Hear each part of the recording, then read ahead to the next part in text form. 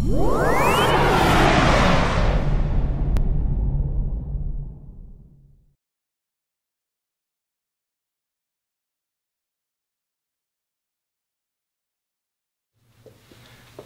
Dave Parisi, ExerciseBay.com.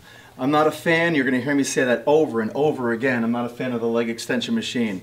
Peer pressure. In 1987, the Cybex representative in my area talked me into buying a leg extension machine. What I know about it today, I wouldn't do it with my worst enemy. There. Let's talk about this quickly. I'm going to show you a better way to do it. If you have the opportunity, if you even want to do this exercise, but I'm going to show you some exercises that put far more regional emphasis in the quads in a bodybuilding fashion for muscular hypertrophy. It doesn't look pretty, however, it works in a mechanical advantage, less stress and strain on the articulations of the patellofemoral joint as well. This machine starts at 110 degrees of knee flexion. That's your first mistake, number one. Go to any fitness center, you'll see that this is back here, okay? So when you're in here, notice that it's starting at almost 110 degrees of knee flexion, which is a very risky position, especially when you talk about the quadriceps all coming down and feeding into the quadricep tendon, okay, which goes over the patella and attaches to the tibial tuberosity. Okay, so it all leads into that. So what I'm doing is I'm pulling on that tendon, that infrapatellar tendon, and I'm pulling and stretching, elongating all those quadricep muscles in its weakest position as the load is in its heaviest. Okay, we're going to get into a lot of this right now. So bottom line is, if I don't have a range limiter on the machine where I could go to 90 degrees of knee flexion, I'm going to pull the pin. Okay, so let's say it was back here. I'll pull the pin, I'll bring it to the position I want to start, and then I'll set the pin. Now at least I could start it here. Number two, a little factoid for you. This machine, the way it's designed, promotes slouched posture. Two things occur. One, someone sits in the machine, they automatically drop their rib cage. Okay? Number two, watch every single person who does this machine. Their legs will roll out. Okay, if you watch my hands, Cody, come around the front. If you watch my hands from the front, my hands right now are in line with the center of my kneecaps. Automatically you sit and everything rolls out. What I want you to do before you connect to this machine is adduct and roll your knees in so that the center of your patella is going straight out. Okay, laser beam, straight out. Here, you're going to have to hold that position, then connect. Second thing, look down on my feet. Never dorsiflex during extension. 9 times out of 10, I promise you, everyone in the gym is dorsiflexing as they extend. They're holding their legs up like they're standing straight. When you dorsiflex, you pull on the gastroc. The gastroc shares the same attachment region as the hamstring. You're limiting your ability to extend the lower leg with load by shortening the hamstring when you dorsiflex. Relax your legs, relax your toes. At any given time, cut yourself off at the ankle and relax your toes. Number three, as I extend this lever arm out, okay, the reason why the pads get worn underneath the knee is because my butt's going to lift and the fulcrum, lever arm, fulcrum, where this rotation is, my knee joint, is going to drive into the pad. That's why, come over here, Cody, they put in this hand grip. Oh, I have to hold my butt down. So now I can hold my butt down as I extend out.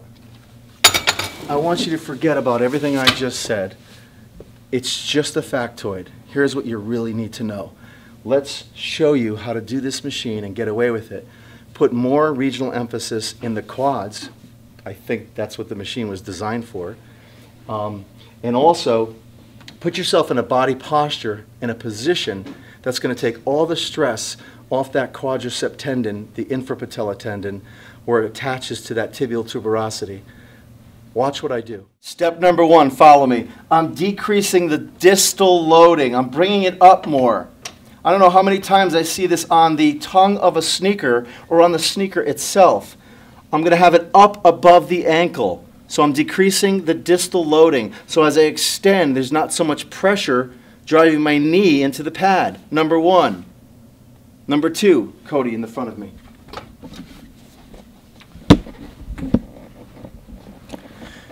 Okay, until you can get accustomed, a kinesthetic awareness of how to do this, I use a yoga block. I want you to adduct and squeeze that block, the center of my patella. Listen, if I had shorts on right now, we'll see that in other segments, I'll draw a circle around my kneecap. I'll draw a dot in the center like a bullseye. I want that to be straight. I don't want them to go out. I want it to be straight. So I'm going to roll in my quadriceps like I'm adding an adductor complex. Okay, step 3. Come around this side, Cody. Back of the seat. I'm adjusting my back part of the seat so that the bend of my knee is all the way to the end of the seat. Okay, I don't want my knees hanging over like I see all the time, with a little space and have you leaning back. Look at the difference. If my seat was up too far or back too far, there would be a space when I'm in my position. I want to make sure that I'm flat. I want to keep my chest high. I'm not going to pull on this. I'm going to rest my hands here. Okay, I don't want to pull on this. Now, come around the front. I'm going to change the anchoring system to trick the body. This is called compensation patterns.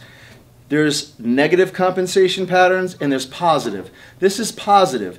I am changing the anchor system in my body so that I put more emphasis in the quads and less risk in the patellofemoral joint. Watch what I do. I brought up the down position to have less distal loading because I have to create a contraction in my rectus femoris. Watch what I do. I'm going to hip flex and take my knees off the pad so that there's a space under my knees. Right now I'm contracted, I'm holding. I'm going to point my toes, lift my chest, and extend. Right now, if you took 2 sponge pads and put them underneath my knees, hardly pressing on them at all. So it's up here, I'm pressing my legs up as I come down, extending out. Pointing my toes down, I'm flexing right here the whole time, I'm lifting. Okay, this is more of a sensational thing, you really have to experience it. But right now, if I just did it regular, I would just extend the legs, and my knee would drive into the pad regardless of the weight. I guarantee you, you can't use a quarter of the weight you usually use. So, from you ego-driven ladies and gentlemen who think you need to plate load and press it up, you're going to feel it all under the knees, I promise you. Bring the weight down. Lift the legs off the pad. Point the toes. Hold on lightly and extend. Slow. Pause. Extend. Slow. Pause. Extend. Slow. Pause. Extend. The knees are in, the adductor complex, you're always lifting. Right now, just right here, I'm lifting the legs. As I come down eccentric loading, I'm lifting the legs off the pad, and then I relax and drop. Just a little factoid that's going to put more stimulus if you're one of those who likes to use the leg extension machine. Dave Parisi, ExerciseBay.com.